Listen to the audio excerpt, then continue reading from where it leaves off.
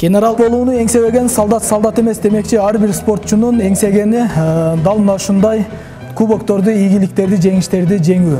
Ал эми бүгүнкү биздин каарманыбыз Талант Арзиев агабыздагы бул кубокторду эбегейсиз эмгегинин натыйжасында багындырган. Анда эмесе сиздер менен биргеликте Талант агабыздын спорт дүйнөсүнө күбө болсок.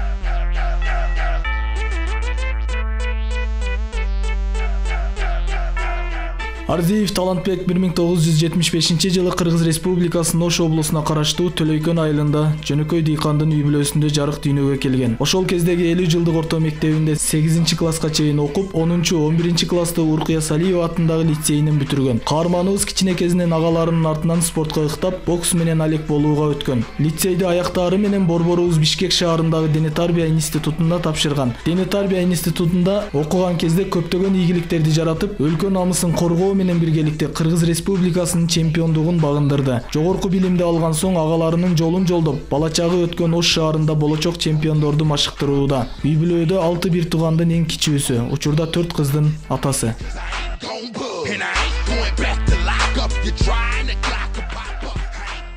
Талант ага, айтсаңыз, ушул биринчи спортко аралашкан курагыңызда? Мен биринчи жолу спортко аралашкан курагым 4-классынан баштап катышканмын. 86-87 жылдары. Ошол жаштан баштап ошол агаларымдын артынан ээрчип, ошолордун артынан бокс боюнча боксту үйрөнүп, жакшы жактарын, бардык жактарын өздөштүрүп, көптөгөн жакшы ийгиликтерге ошол агаларым аркылуу жетиштим да. Не себептен ушул бокс тармагын тандап алдыңыз, спорттун? Ушул бокс тармагын тандаганын себеби ошо аганы көрүп инес өсөт дегендей, ошо агаларым Абдуали Арзиев жана Нургазы Арзиев агаларым дагы ушул бокска катышканын артынан ошолорду көрүп, ошо кандай деңгээлде мушкер болгондугун көрүп, ошол кандай сонун машыгууларды өткөрүшүп, алар менен кошулуп барып, көрүп жүрүп, өзүм дагы ошол бокстун тармагына киргенге өзүм ошо агаларым аркылуу себеп болду да. Ушул бокс спорттун бокс түрүнө кызыгып, ушуну аркалап машыктыруучу болуп эмгектенип келе жатат экенсиз да азыркы учурда. Ушул бокстан сиз эмне таптыңыз өзүңүз үчүн? Өзүм ушул бокстун аркасынан бокс менен жүрүп, ошол көптөгөн Россия жергелеринен, Казакстан, Өзбекстан, Тажикстанда жакшылаган достор дашырдым, ага инилер дашырдым. Ушул спорттун аркасынан дагы көптөгөн ушул чыдамкайлыкты, жоопкерчиликти, ошондой эле өзүмдүн ушул ден соолугума ушул малга чейин келип, бир ооруну ушул жерим ооруду деп ушул больницага кайрылганымдын себеби ушулдан болду да. Сиз ушул башка өлкөлөргө чыгып дос таптым деп айтып калдыңыз да. Ушул бокс боюнча Кыргызстандан башка өлкөлөрдүн айырмачылыгы эмнеде экен? Туурусын айтканда, биздин Кыргызстанда өнүккөн бокс менен чет өлкөдөгү, мисалы мына Өзбекстан, Казакстан, Россия өлкөлөрүндөгү болгон спорттун айырмачылыгы өтө чоң. Ал жерде өтө чоң деңгээлде спорт залдары машыгып, ушу көптөгөн мына инвентарлар, мына мисалы мээлейлердин, тренерлердин классификациясы өтө жогору. Биз жакта биздин Кыргызстандан да өтө күчтүү, жакшы машыктыруучулар бар. Өкмөт тарабынан өтө таңкыс болгондугуна байланыштуу. Колдоо жоктугуна байланыштуу, демөөрчүлөр жок болгондугуна байланыштуу. Бизде өтө, мындай айтсак, Россия менен Өзбекстан, Казакстан, Тажикстанга салыштырмалуу биз жакта өтө начар да.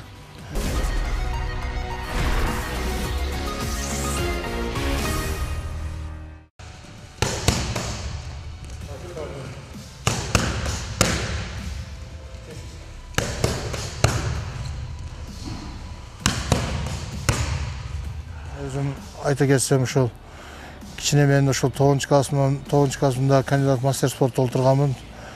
Ошол 9 класста кандидат мастер спорт толтургандан кийин мени ошол Бишкек шаарында спортивная школа спорт интернатка тартуулаган маалда эми ошол биздин үй бүлөбүздүн каражаттыгы жогунан анан ошол мезгилде өзүбүздүн үй бүлөлүк турмушубузга байланыштуу ал жака бара албай калдым.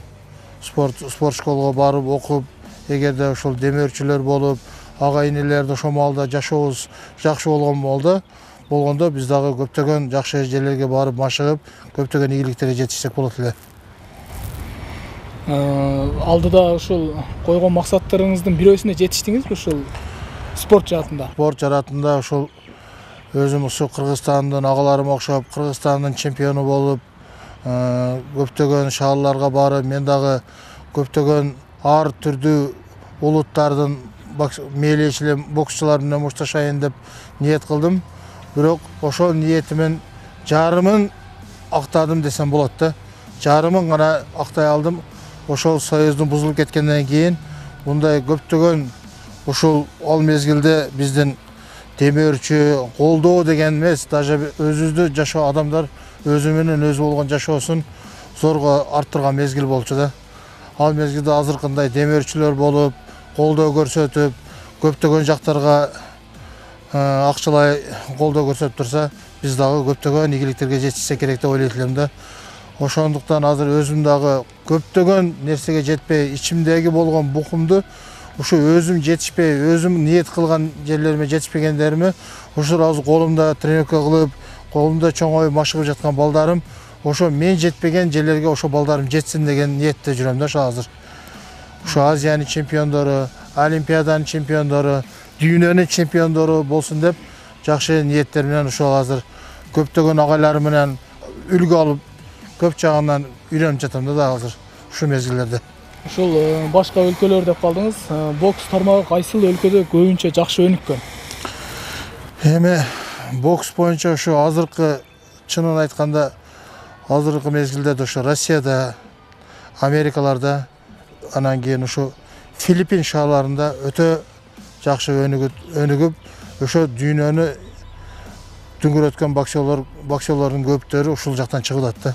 Мына урматтуу телекөрүүчүлөр, кызыктын баары алдыда, экрандан алыстабаңыздар.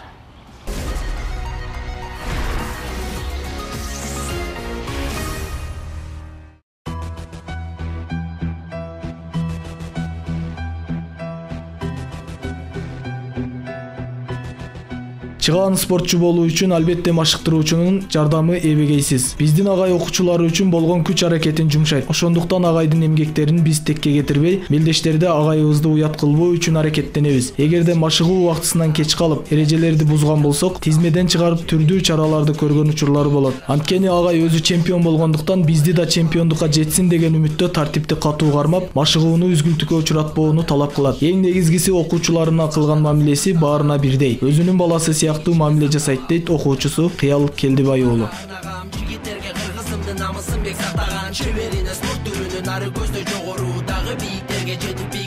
Агайыбыз ушул саат 5ке тренировка 5те башталат. Дайым 5тен кеч калгандарды эми ар күнгө ар кандай чыга калданат да. Кеч калып келген балдарды эми список менен баардыгын шап эле тизип туруп эле вовремя келбесең эми список бар. 3 жолу кеч калсаң чийип салат залдан чыгарып. Ошого балдар баардыгы келип эми чемпион кылгысы келет. Агай дагы өзү дагы эми чемпион болуп жүргөн, ошо өзүндөй кылып, мен дагы силерди чемпион кылайын деп өзүнө аракет кылып. Ошолор дагы биз дагы баалай билишибиз керек баардыгы. Агай мээнет күчтүү.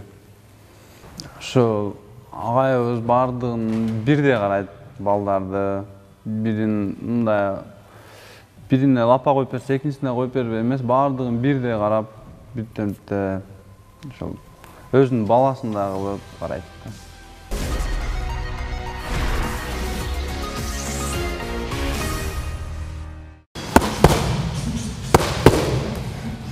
Мына урматтуу телекөрүүчүлөр, биз азыр ушул талант агабыздын машыктырган жана машыккан залында турабыз. Талант ага айтсаңыз, биздин телекөрүүчүлөргө ушул бокстун ыкмалары жөнүндө, ушул кандай машыгат, ошол тууралуу айтып кетсеңиз. Ушул эме биздин залыбызда ушул бокс боюнча балдар машыгат. Бул жерде бир эле бокс эмес, ана ушундай эле бокс жана кикбокс боюнча бул жерде машыгып турушат балдар. Балдар өтө көптөгөн жакшы ийгиликтерге жетишкен спортсмендер да тренинг алышат бул жерде. Бокс боюнча биздин эми ыкмаларды айтсам, ушул бокстун боюнча жакшы өзүнүн прямой, боковой, снизу деп полный апперкоттор менен бардыгын урган балдар ыкмаларын иштеш керек. Основной ошо челночкада, основной ударларды левый, правый, боковой аркалуу ударлар менен иштегенге аракет кылыш керек. Адамдын өзүнүн ойногон бала өзүнүн сопернигин сезе билиш керек. Кайсыл кандай жак менен ойносо болот, кайсыл жактар менен иштесе болот. Өзүнүн балдарын өзүн мындай айтканда рентген болуш керек да. Бокстун башка спорттон айырмасы эмнеде? Бала Өжөр болуш керек. Кызыгуу башка спортко караганда бокстун бул түрү өтө оор спорттордун түрүнө кирет. Бул спортто өтө сергек болуш керек. Кайсыл өтө өзүнүн ыкчам ударлары менен өзүнүн ойногон мындай айтканда техникалары менен айырмаланып туруш керек башка соперниктерине караганда. Учурда сиздин колуңузда канча бала тарбияланат ушу бокс боюнча? Бокс боюнча менин колумда азыр 63-65ке чейинки ошого чейинки куракта балдар 65 бала тарбияланып турат азыр ушул маалдарда. Бокска болгон жаштардын кызыгуусу кандай? Азыркы бокска болгон жаштардын кызыгуусу өтө жакшы. Ошо азыркы биздин ушул залды ачканыбыздын себеби көптөгөн жаш балдар сигарет, тамеки чегишип, насыбай чегишип, спирттик ичимдиктерге берилгендигине байланыштуу здоровый образ жизни деп коет орустар айтмакчы, ошо сергек жашоого чакырып, ушул биздин Кыргызстаныбызда жакшы менмин деген жакшы ийгиликке жетишкен спортсмендерди чыгарууга аракет кылып жатабыз азыр шумалда. Бокста ушул көбүнчө кайсы ыкмаларды колдонуш керек негизи боксер болгон адам? Боксер болгон адам биздин 3 түрүндөгү ыкмалар болот. 3 түрүндөгү ыкма боюнча ошо ыкмаларды бири эң жакшы ыкмалардын бири ушул прямой иштеш керек, боковой иштеш керек, анан түбүнөн көтөрүп түбүнөн иштеш керек. Ушул ыкмалар основной ушул бутту основной ушул бутта жакшы отуруш керек. Бала подвижный болуш керек. Бардык жагынан алдыга аркага уруп, урганда кайтып оң колду таштап бүт өзүнүн жагынан бокска керектүү ыкмалардын бардыгын ыкчамдардын ойлонуп ошол ийгиликтерге жетишип алыш керек да. Саламатсыңарбы? Направо. Бегом, марш.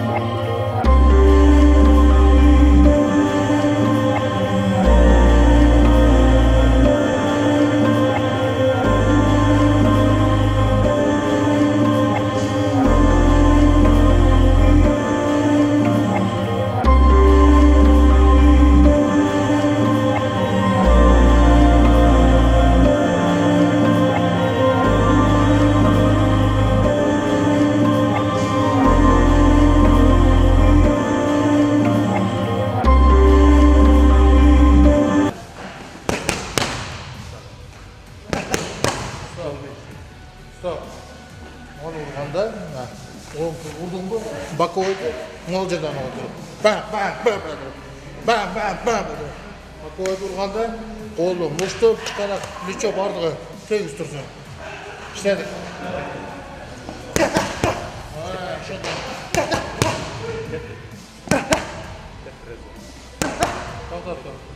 Лапаны кырмаганда. Her bir udarı özünün udarın karmaya biliş gerek. Udar tiyende udarın astırlıklarını udarı toxtatabiliş gerek. Toxtatabilen olsan, bulca hayırlı geçişi mümkün. O oldu kistleri abizadam pışık kalmak, oldu düz kalmak gerek.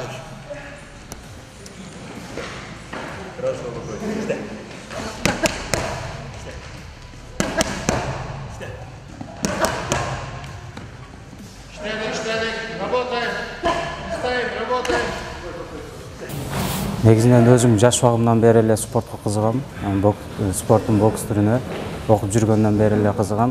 Бияққа оқуға тапшырғаннан кейін, ушул ағайдың қолына келгеннен бері көптөгөн ийгиликтерге жетиштим десем болот. Үйрөнбөгөн нерселерди, көптөгөн нерселерини, өзүнүн жакшы сапаттарыны өзүмө алдым десем жаңылышпаймын.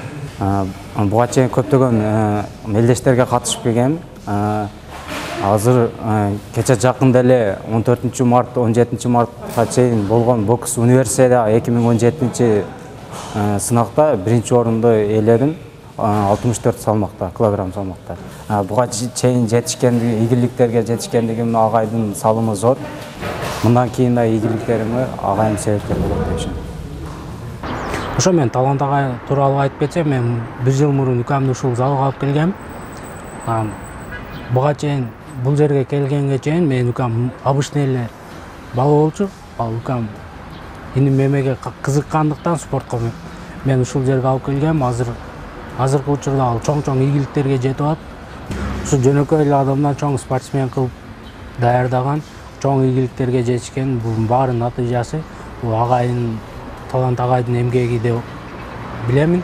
Мындан ары чоң ийгиликтерге жетишиге дагы ишенем. Агайга рахмат.